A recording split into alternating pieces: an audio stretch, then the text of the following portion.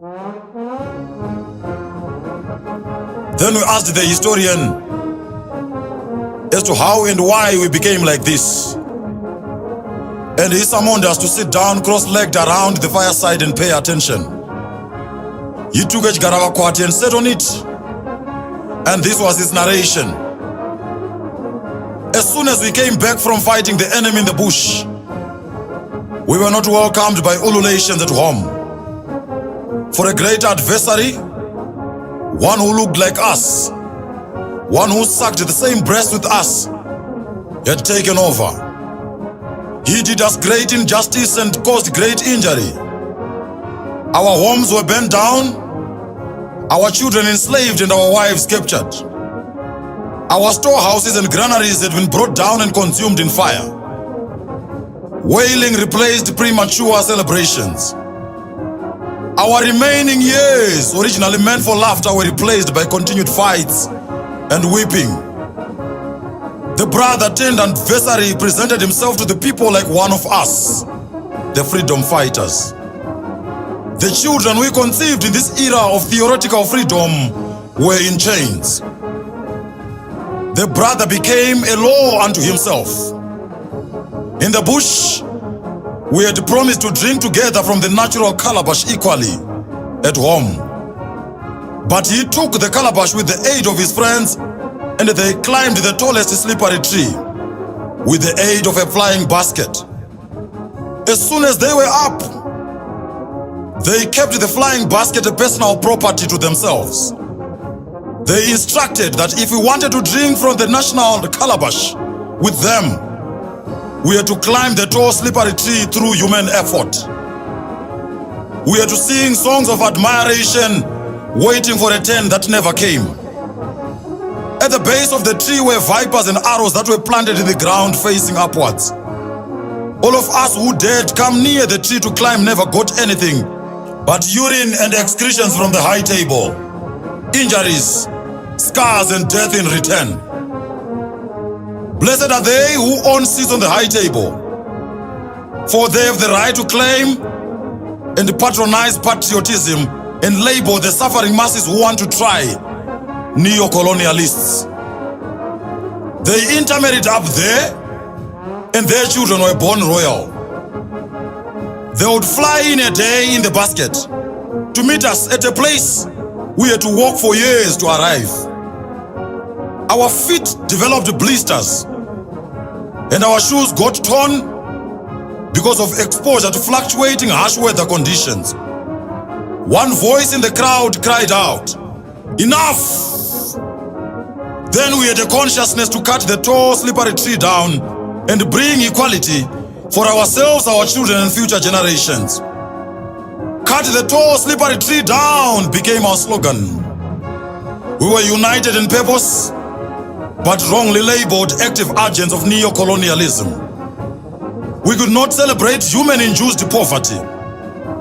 In a society of thievery, corruption, tomfoolery, nincompoopery, thuggery, bribery, and blackmailing, some just people had to stand and call an end to the hullabaloo. Our freedom train was derailed for a long time. Some of us were bribed by cars, houses and dirty coins, cigarettes and whiskey to kill us and sell us out.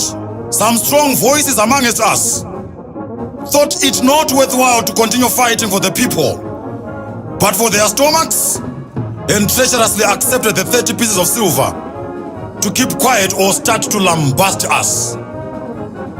Yes, our brothers and sisters in the struggle were bought. They turned their backs on us. They wished us dead and subjected us to torture. Some strong pillars of the struggle succumbed to death. Some disappeared and were never to be seen again up to this day. Some died to poisoning and some were imprisoned. Some grew tired and withdrew, while each other started singing songs of honor of those who were up the tree for crumbs that fell from the master's table. They sang for fragments of food from the high table that fell on mud, down on the mud. But we continued in resilience. We have continued in resilience up to this day. For as long as the tall, slippery tree remains, our children have no future. For as long as the tall, slippery tree remains, resources and fattest portions of the land will continue belonging to the high table. For as long as the tall, slippery tree remains, our young will continue turning to drugs, while the old commit suicide due to politically induced mental health deteriorations. For as long as the tall, slippery tree remains, equality and the means of production will forever be a futile atomic dream to the peasants. One day I will close my eyes and close them for good. I've been a fighter, I'm a fighter now, and shall continue to do so. Let me assure you, you young generation, that you are not alone. Take this message to the citizens and tell them, you are not alone. Our problems are man-made, yes, and the masses must unite in suffering to remove the root cause of the problem. To the vendor in the streets, the police are breathing heavily on your neck every day, and your life is about fighting for the next meal. You are not alone. To the teacher who cannot afford to pay fees for your child, you are not alone. To the medical doctor who dies due to lack of medication, you are not alone. To the police and soldiers whose plight is the plight of ordinary people, yes, you obey orders that hurt even your families and destroy generations to come. That is life, but in this plight, you are not alone. To the gold panner who is trying to make ends meet, and at the end of the day, a machete is resting on your back, on your neck. You are not alone. To the farmers who feed, clothe and shelter the nation, but yet struggle to feed their own families and to buy inputs, you are not alone. To the political prisoners in chains and shackles, suffering for trying to make this nation a better place, imprisoned by fellow prisoners while fighting to grant them a freedom, you are not alone. To the patients slowly dying due to lack of simple medication, you are not alone. To the combi operators bearing the scars of shambles and spikes in trying to earn a basic meal at the end of the day, you are not alone. To the parents who sold their cattle and goats to send their children to school, while their crows and pens were left desertified in expectation of better days ahead, but whose hope has vanquished into thin air, you are not alone. To the young people with mohawks, ripped jeans and dreadlocks, who never robbed anyone, but are arrested every day and fill up our prisons, while real criminals are left in suits and motorcades and claiming patriotism. Young people, you are not alone. To the generality of citizens who are choke-slammed by the economy and politics of this nation and silently dying in submission. Your children are dropping out of school for no fees. You die without medication. Your clothes are second-hand clothes. And even the cars that we brag about are second-hand cars.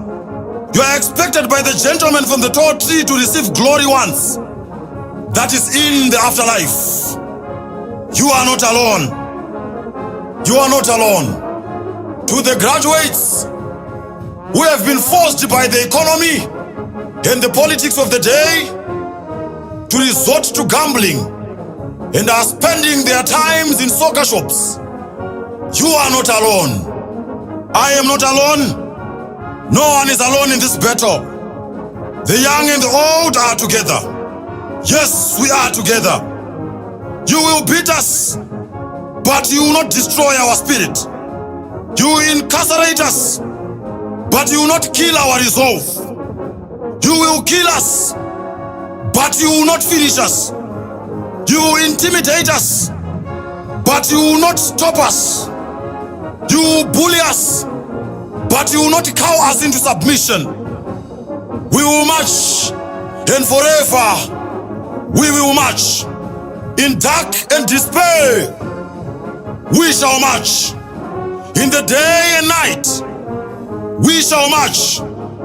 In chains and shackles, we shall march. In the ballot box, we shall march. In tear gas and bitter water from canisters, we shall march. As comrades are bought and sold, we shall march. As we die in the street, we shall march still. In the rain and floods, we shall march.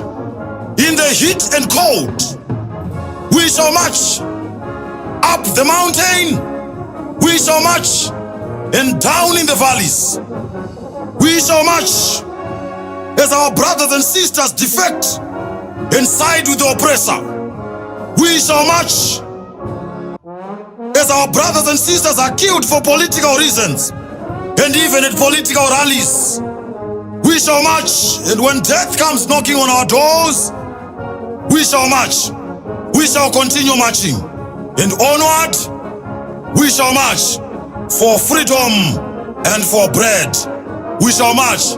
March on youth, march on the old, march on the elderly, march on our brothers, march on our sisters, up until victory is attained and victory is certain. Amandla!